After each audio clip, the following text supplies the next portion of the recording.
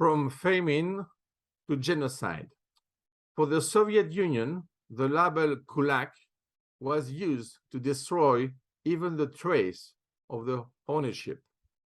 The Soviets classified peasants as kulaks to erase them. The dekulakization was in fact a more general process. It was a geopolitical act, especially against Ukrainian people, and between 1932 and 1933, many millions were genocided without any culpability. Everything was done in the framework of ideology. Every act of brutality or even barbarity was rationalized.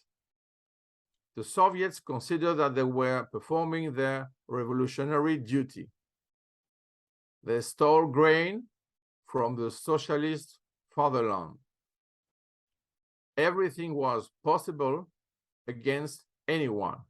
The survival of the Soviet ideology was the crucial point.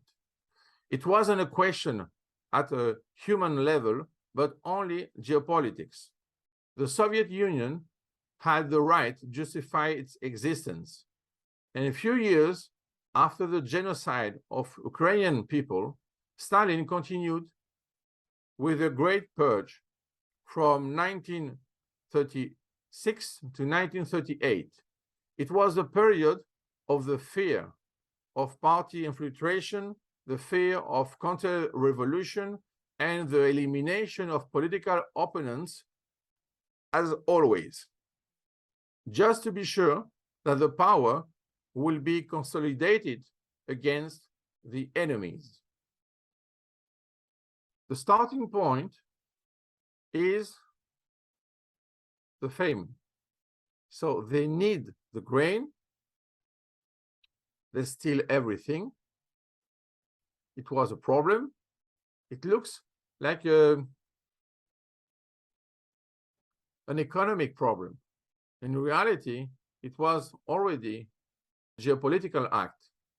They wanted to erase the Ukrainian people.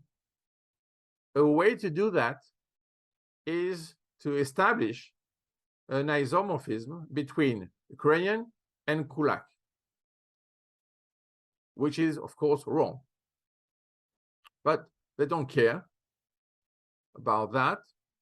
They use this information, in fact, this deception, to convince everybody that the Soviet Union was in danger due to the Ukrainian peasants. So the result was one of the biggest genocides in the world at that time and even now. And they did this without any guilt. Why?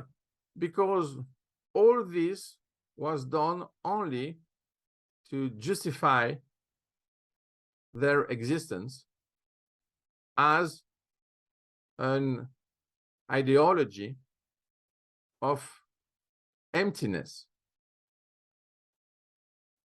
They wanted to control everything, so they had the problem of the economy. They tried to solve it with a NEP. We saw it, and we saw, of course, the result. After that, they tried to erase the Ukrainian people.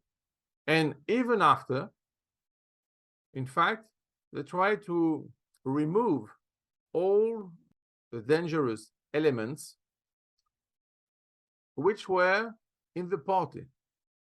So they tried to find in the Communist Party what?